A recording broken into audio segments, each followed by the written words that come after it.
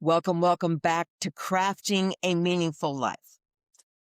If you could say that there was one theme throughout my podcasts in the last 8 years and almost 450 podcasts, I think there are several themes that come through. The biggest and clearest one that I'm always shouting at you is how to become fearless, how to release fear. What does that look like? What does it feel like? What's on the other side of fear? How do I approach that? And then we talk about vulnerability. And we talk about that if you want to get through your fear, the very first step into that passageway from fear to love is vulnerability.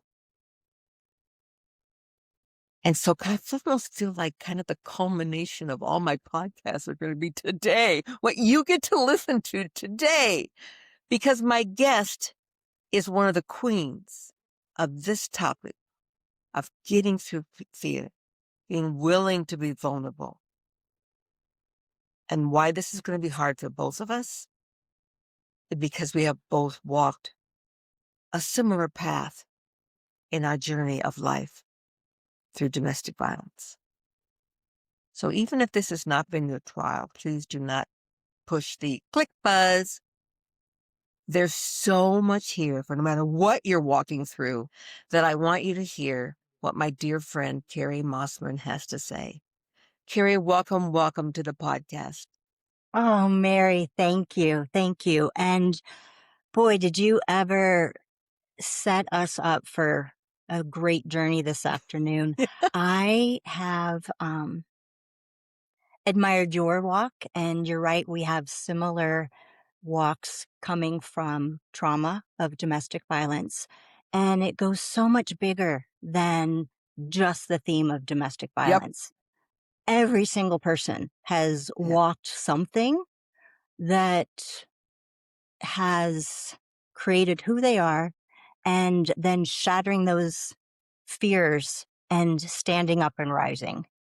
Right. And that is the place that is so powerful of turning everything that you thought was your largest hardship into something to just empower others as they're walking through the same. And talk about queens, you are the queen of that. Well, one of the things I love about us is because we understand this piece that is, it does not matter if you have walked through domestic violence. It does not matter if you've walked through childhood sexual abuse. It doesn't matter if you've just simply had a mother that shamed you all the time. The thing is that we know what it's like to see Yes. another that they have walked the path of feeling not enough. Hmm. And the journey out of that is the same. It is The the same. the rocks that we step over and how our paths look might be different, Yes. but the journey is the same of learning that we are enough. I am Yes. enough. You Yes. are more than enough. That's how we were born. Right. All we have to do is just get rid of all the stuff we've learned in this life, and there we are. Absolutely. Yeah. And All all right. the narratives of others that, from childhood, from, the very first formation that isn't our truth, Right. but has become our truth and then has shaped every decision and choice. And then you get to this place of, wait a minute, that Yeah. that was such a central piece in my story of growing up and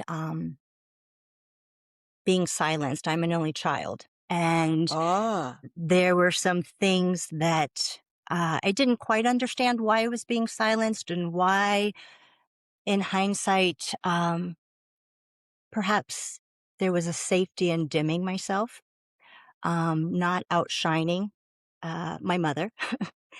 And how that transformed as I got older, there were ways in which Mm, I was, well, I was an athlete, and weight was very critical to my mm, sport. And so I weighed in every week with my mom. And if I didn't hit that number, I was grounded. And in my household, when there's only three of you, nobody speaks to you at the dinner table. So for a week, it would be silence and then go to your room. And then I would weigh Wow. in again Friday morning. And that number that I was to attain, if I was a quarter pound up from it, I was grounded. And there was no exception to be made. And when I hit that number, which was such, I'm trying to think of the perfect word for this, but was so far out of reach. And it's only recently that I realized it was a way to silence me if I was grounded. So the number became just incredibly impossible to maintain, which led to eating disorders, which led to hospital stays. The outer appearance was perfection. The outer appearance was what our household in our town, um, what that looked like, who we were, Yeah. how I modeled this image. I I was a figure skater, and so That was one of my top kisses. was it? Yeah. Yes, She's either a gymnast, a ballet dancer, or a yeah. figure skater. Yeah. And that is so common in the industry, but we're going back 60 years, and it wasn't so common then as far as eating disorders. I remember being hospitalized, and Karen Carpenter had just passed away, and it Yeah. was the very first kind of awareness of eating disorders. So I was very much, it was not the buzz that people would notice now. And so perfection and what that looked like and attaining that, there were severe consequences when I didn't. And it's only been recently that when I look at things, it was a way to just keep me silenced and kind of just like my mom's, the household that I lived in, she shone brilliantly. And I chose to walk in her footsteps by choosing the career that she was in. Mm. And so there was this training sort of that as long as I shone really brightly, but I didn't quite outshine her, everything was great.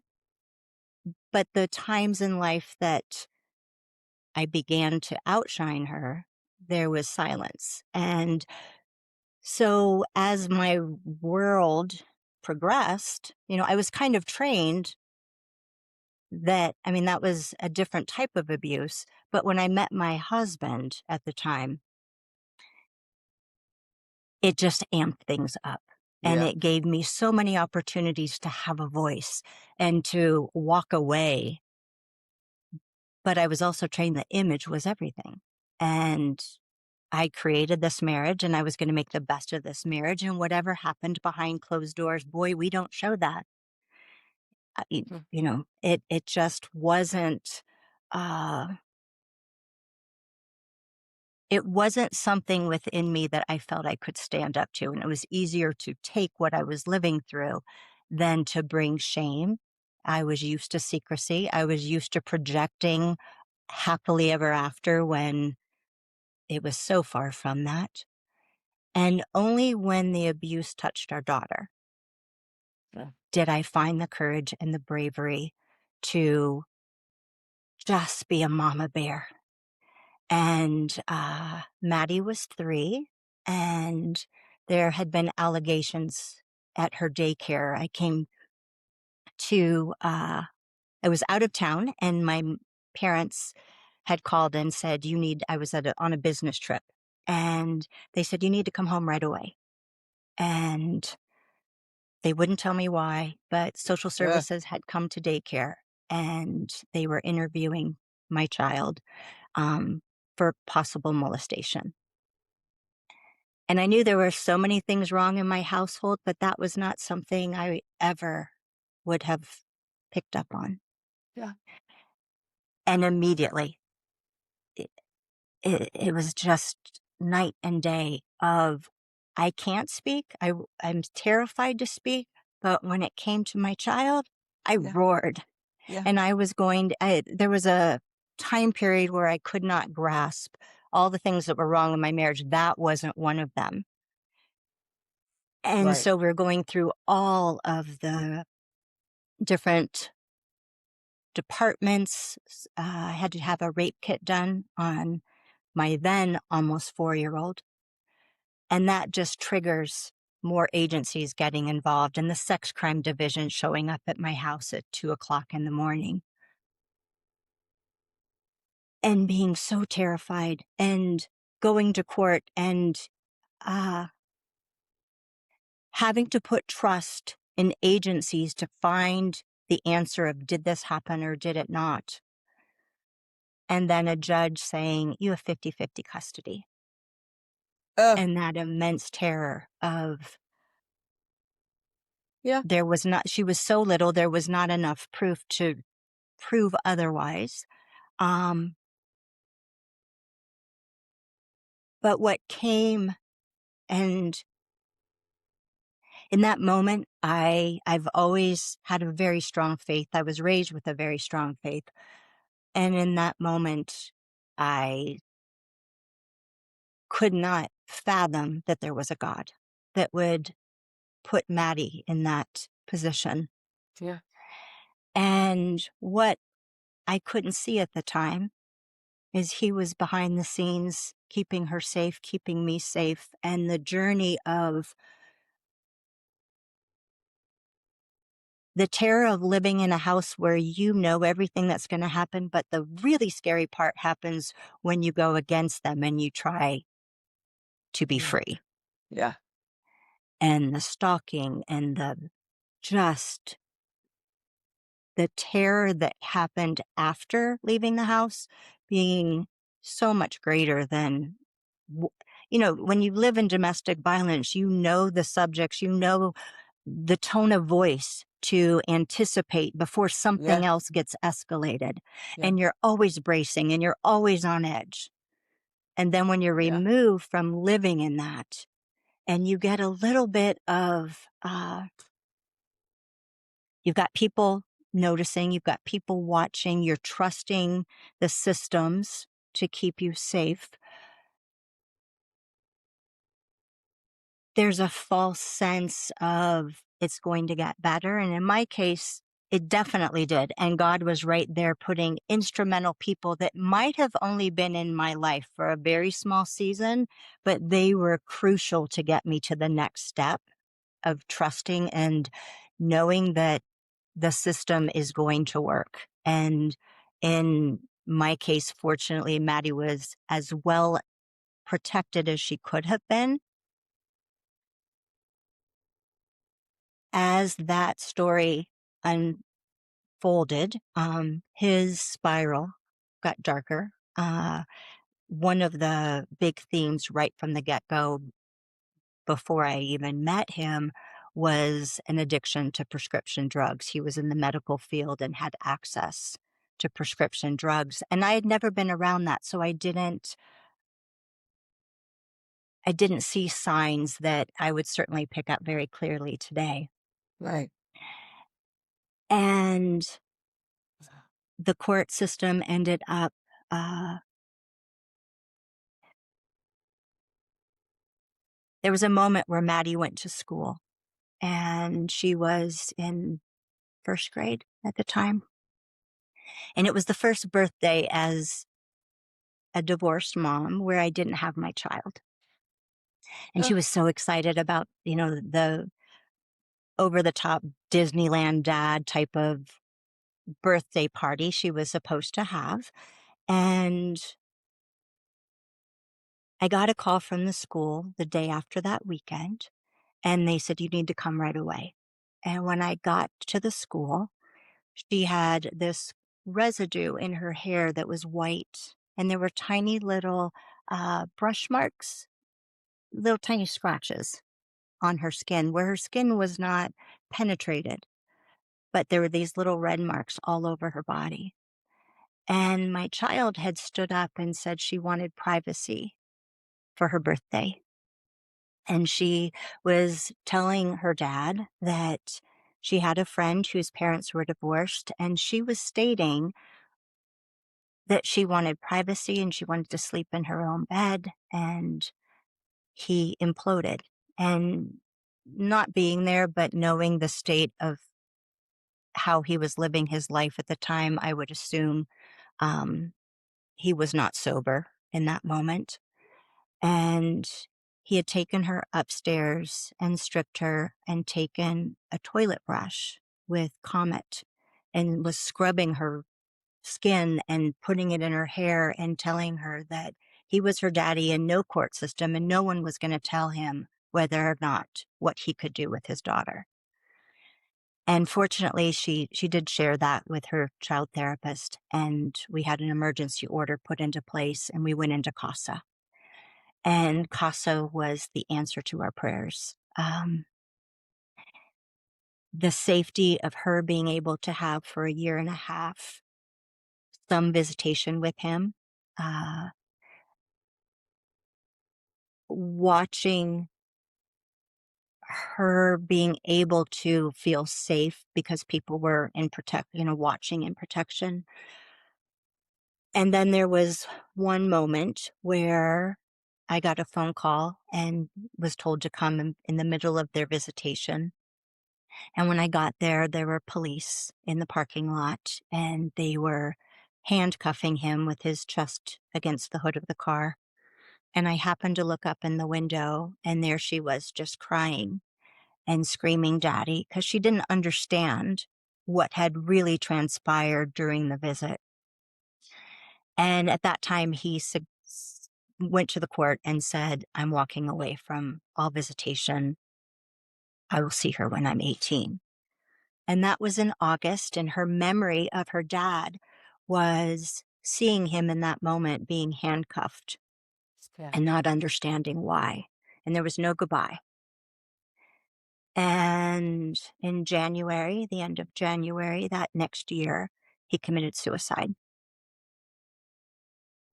And that having to walk that of how do you tell your child? Yeah. That she would never see him in this life. And her not understanding all the Yeah. pieces because she was so young. And that season of doing everything right for her growth, which as moms, that's what we do, right? I Yeah. did not realize what I was suppressing. And it has only been in the last 10 years that I was able to uncover all the pieces that I had sacrificed and based on silence and shame, Yeah. just isolated more and more and more and gotten quieter and quieter. And part of what you and I had chatted about, it's surviving that. Like we survived it. And that's such an amazing, beautiful thing. But I'm raising this incredible young woman that I never want her to feel silenced. I want her to rise and speak her truth and never be ashamed of anything because all of those things from when I was a child, that silence and that shame of an eating disorder at 13 and all those things of being punished creates an inner shame that is not my narrative Yeah. at all. And so letting all that go.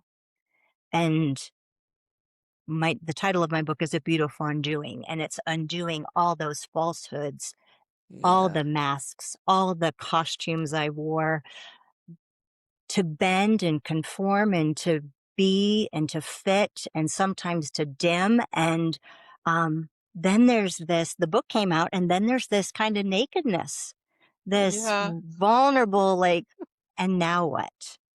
Who Mhm. am I now? What do I do to fill everything I've just released?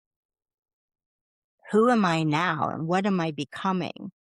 And how do I look myself in the mirror for Kerri first, for my daughter second, of all of these things has made me the woman that I am. And to be able to sit with a woman that still braces when she walks into a room, who's scanning. Like, I don't know about you, Mary, but I scanned forever, waiting for something horrible to Mhm. happen in the safest places. But that's what I was conditioned for.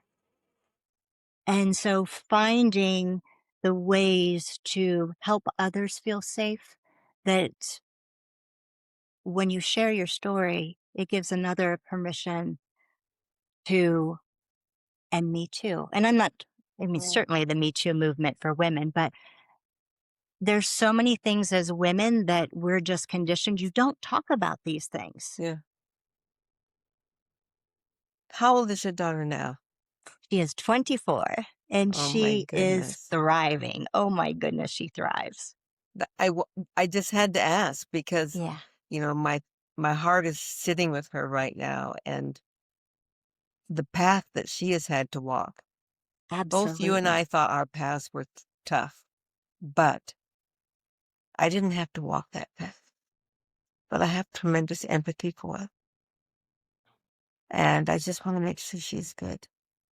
Yeah, she is um the this is a God wink. When I was like, how where are you? Like, I do not see you in my life. Like, how did I arrive here? I have a sweet baby that I'm trying to protect. Like, I would never Sure. imagine that this would be our life.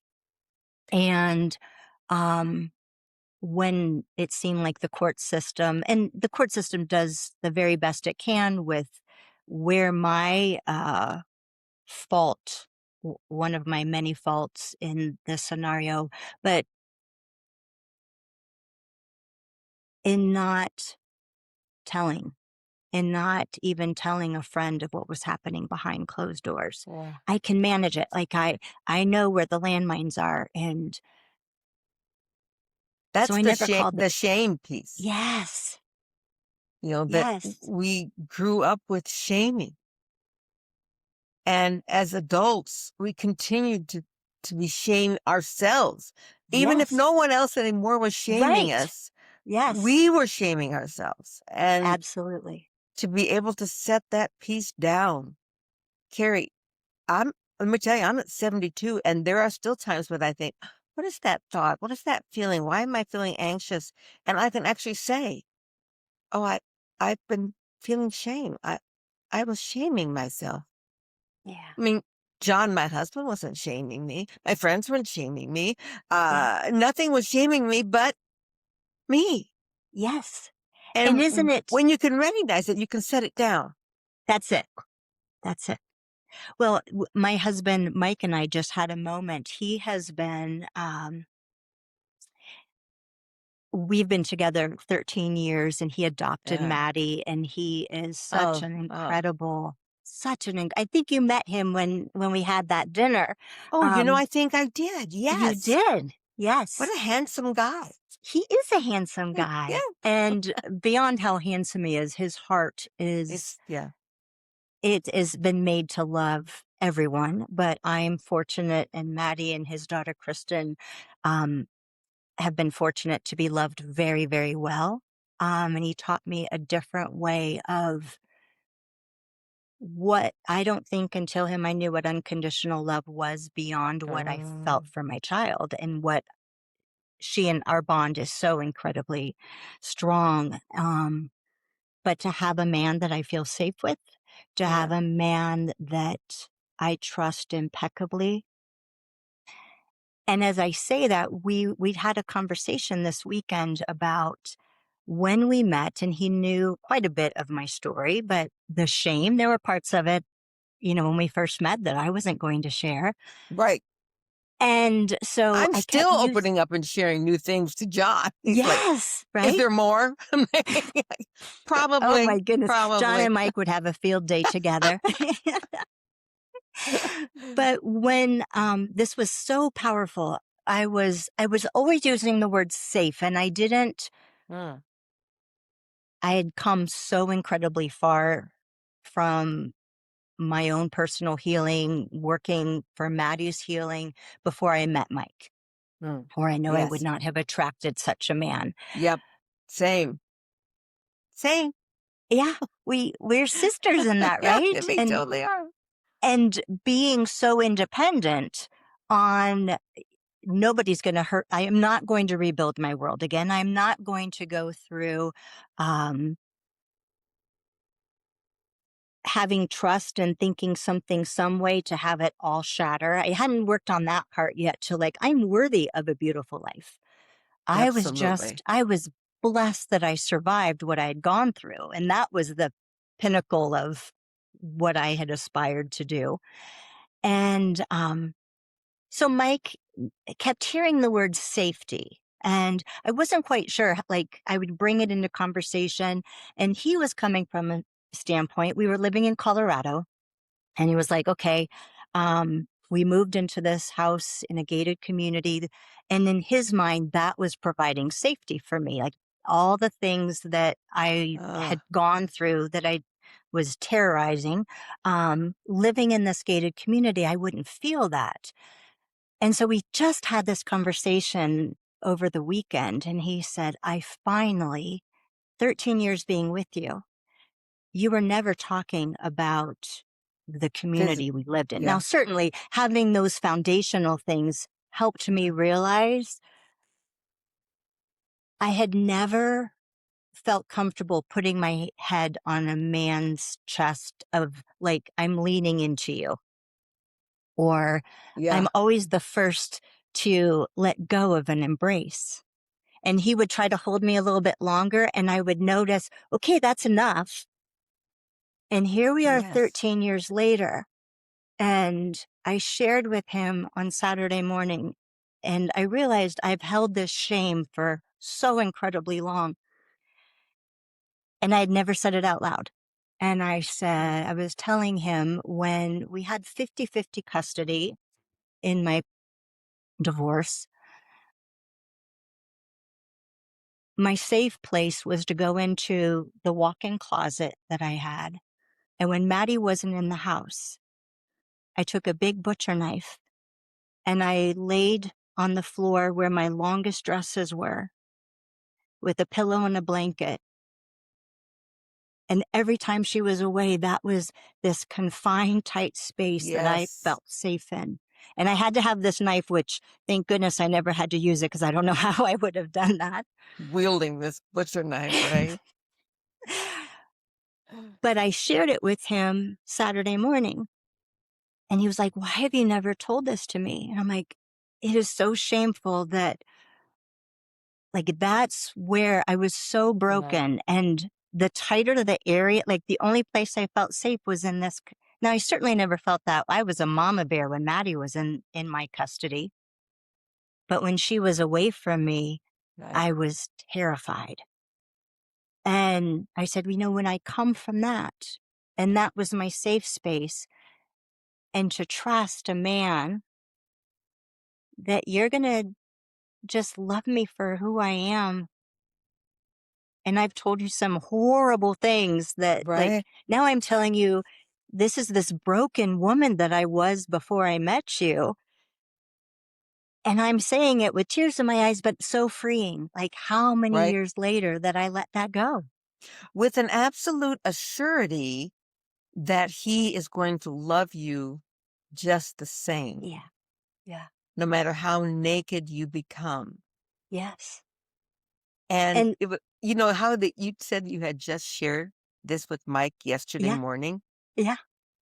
It was just last night that John and I were sitting on the sofa, and he kind of had been a little bit away from me, and he scooted over next to me and put his face up right next to my shoulder and said, "You know, Mary, no matter how old we get, no matter what we look like, I'm never going to not want to see you, to be with you."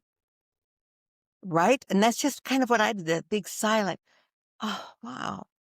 Because as a woman, and particularly as a woman that's walked my path, to hear that another human being, another man, yes. could see me buck naked and think, Come here, you. That's I right. love you. And so it's even now, I think it's the big fallacy that's out there that you and I can really help in this dispelling of, and that is that there is a healing point where that journey ends and a new journey begins. Absolutely. And that's just not how it works. Right. It is a process that is going to go on. I mean, we believe in this concept of eternal progression. So after this life, there is another life we get to Mhm. live that puts us in a new area of learning and depth of understanding and the process of of all. Some people get discouraged at that. I get excited for that. I'm like, I do too. you mean I get to always learn? You mean I get to always understand more of this life? And I understand the more I understand about this life, Kerri, the more we understand about other lives, the past life, the Yes. future life, the life that evolve around us. And that's a very exciting thing. I have a piece I want to unpack with you.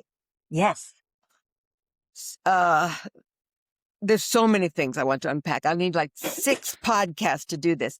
But the first one that really struck me that I think is such an incredible piece to talk about because I've read a lot of survivor books, whether it's domestic violence, whether it's poverty, whether it's domestic violence, whether it's sex trafficking, I mean, whatever. There are those who are telling the story of their victimhood. Mhm.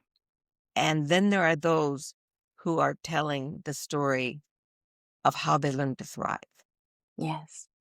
And that is you. But the Thank piece you. I want to unpack is you had mentioned to me that it would have been easier just to tell the story of your husband and all of his foibles. In fact, foibles is not the word to use here.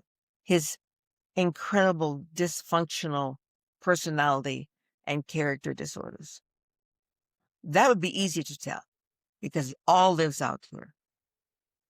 But you opened up this podcast with talking about your childhood, your pieces that you brought to this marriage, your learned dysfunction, what we call generational dysfunction, Mhm. the pieces your mom gave to you. Well, there's a Freudian slip that my Yeah. mom gave to me, right? Yeah. Right. And that you just picked up and you held because you didn't know another way. Right. And it's interesting because we were on different ends of the spectrum. When you were like having to step on the scale every year, every day, every week, and if you were above 60 pounds, then down came the shaming. Yeah. Well, on my end of the spectrum at the same time, if I stepped on the scale and I was above 120 when I had promised to eat differently, the shame Yeah. is the same. It is the same.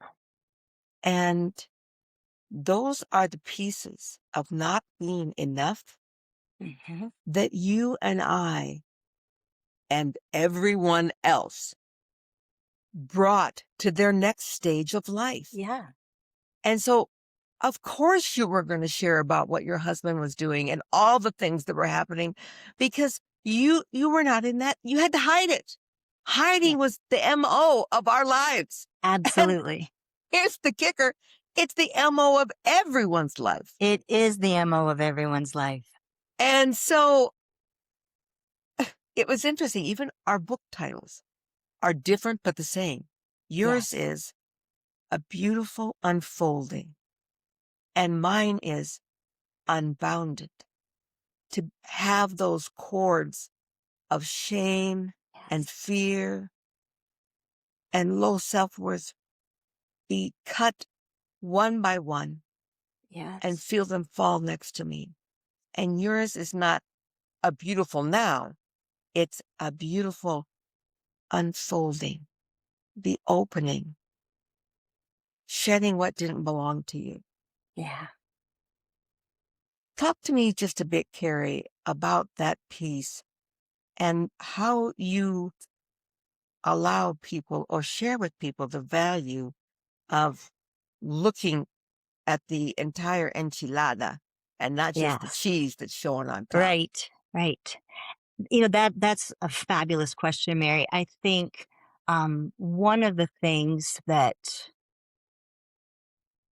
I'm so incredibly passionate about is so often, and it's all of us, like what you just said, it doesn't matter what rock we're climbing, we all have those hardships.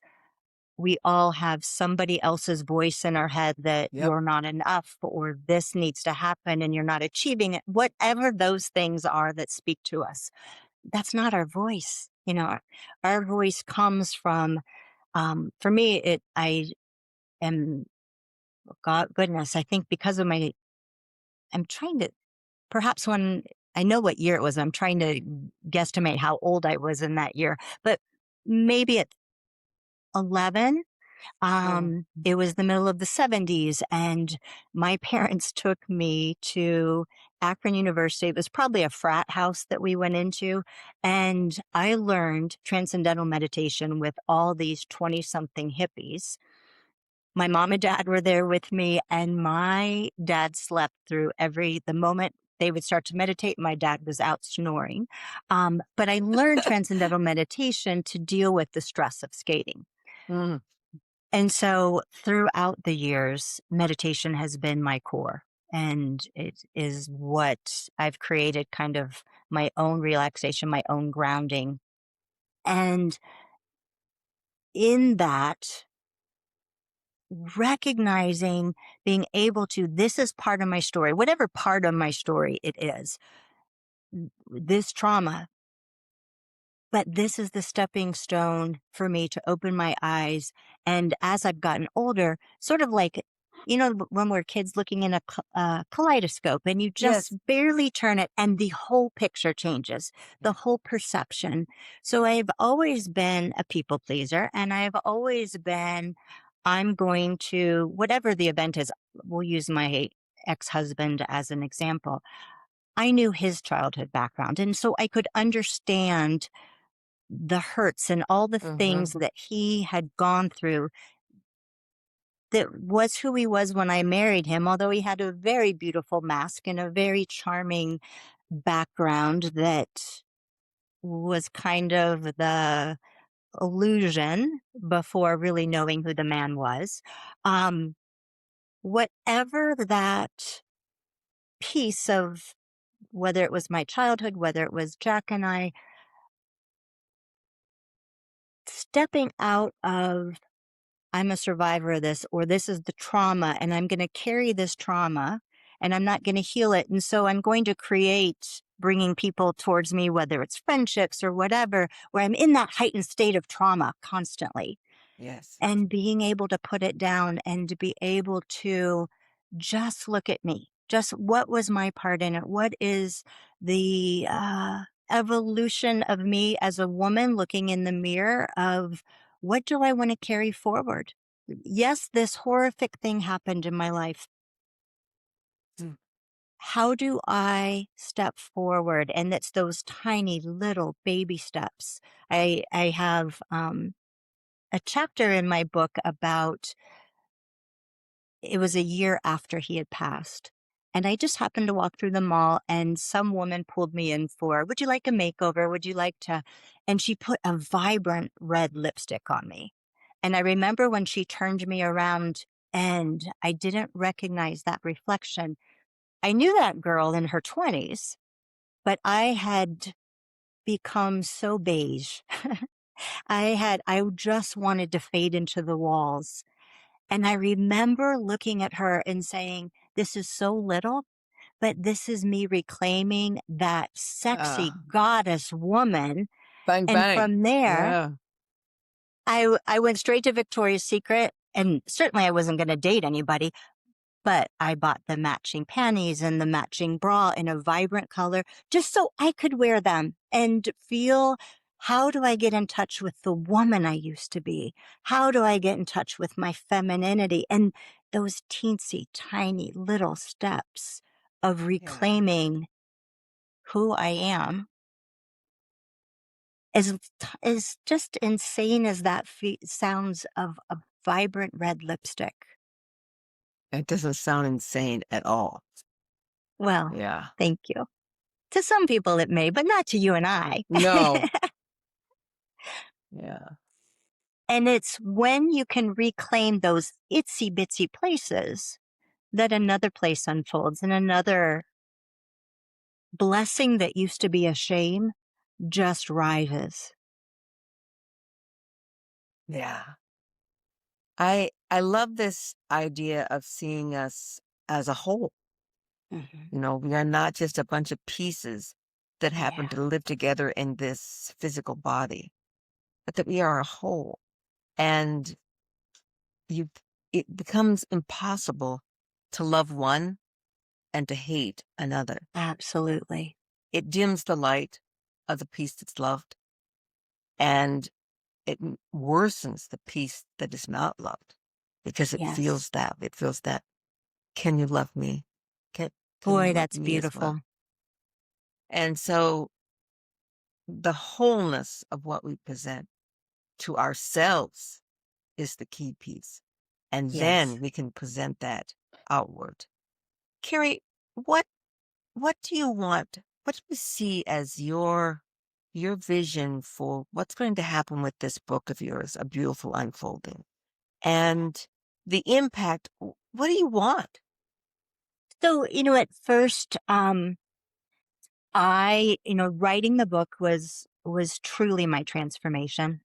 And it took much longer than, my expectation of what that's like. And to just that inner spiral and revisiting things that had happened, but again, from a different perspective, a perspective of wholeness, illuminating the places that were not whole, the places that were such a stretch to include in the book of, ooh, there's shame here. And people are going to read it and people are going to have thoughts about it. And I held on to the book.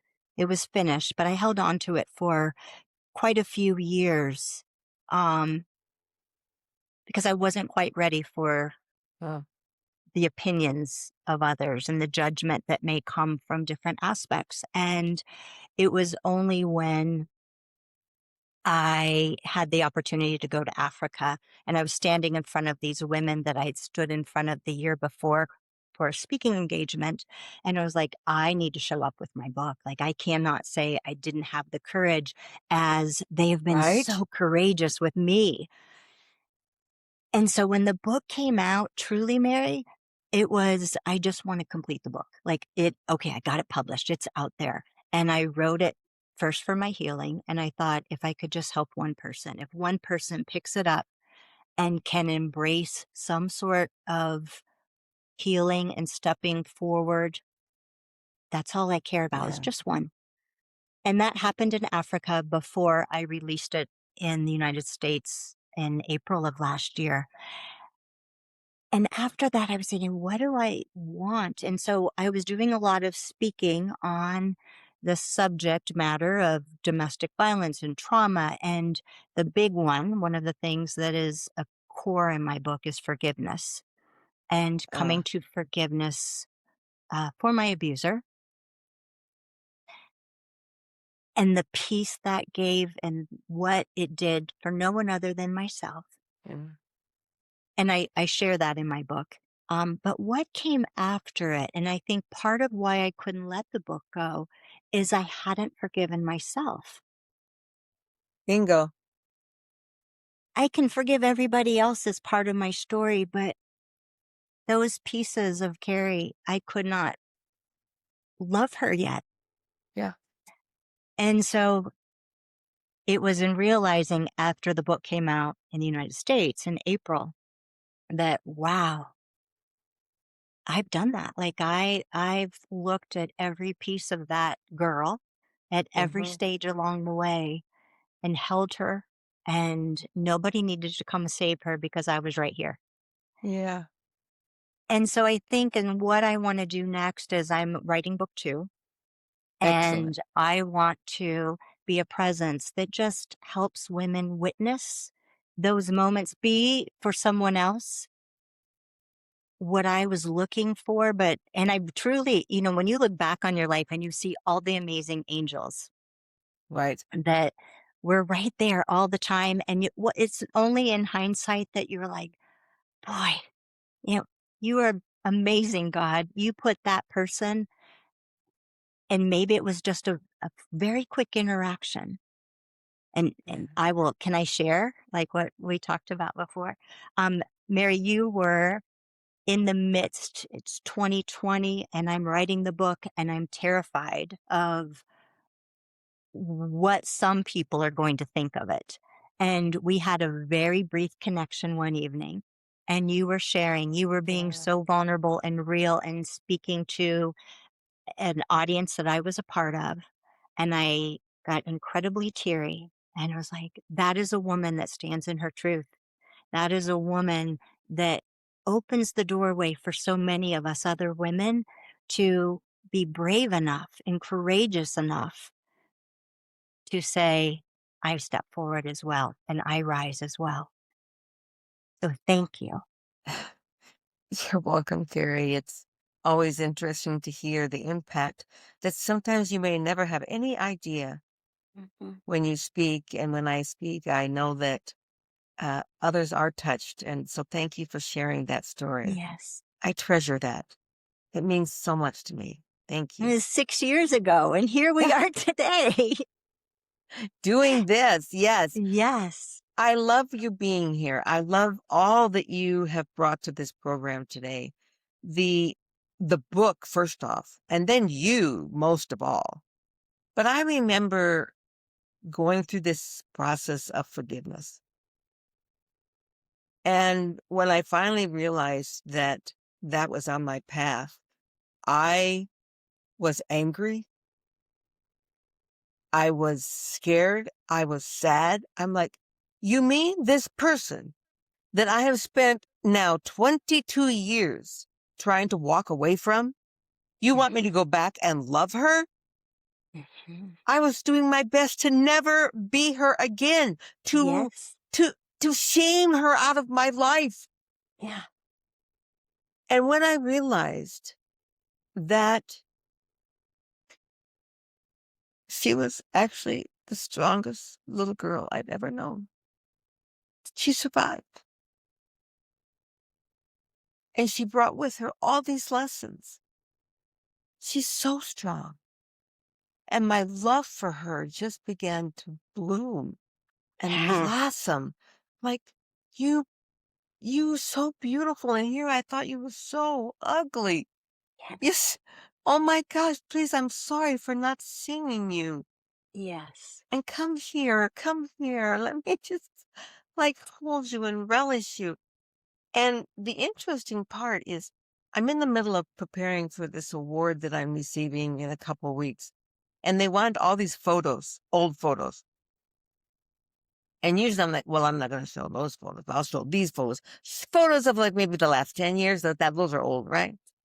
But now to be able to show photos and watch that woman who I thought was so weak Yeah. survive and become strong and learn about resilience and grit and grace. Oh, grace. I showed them all. I sent them all off. We'll see what they use. I love it.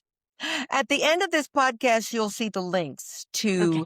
to follow Kerri and to purchase her book online on Amazon. But this is the exciting thing. We're going to come back later. In fact, maybe they're going to be, no, they won't be simultaneous. This podcast will come out first. But I'm going to come back later and add a second link to the back of Kerri's podcast because we have some exciting news for them, don't we? We do. Something that's going to happen a year after the publishing of your book. What are you going to It do? is.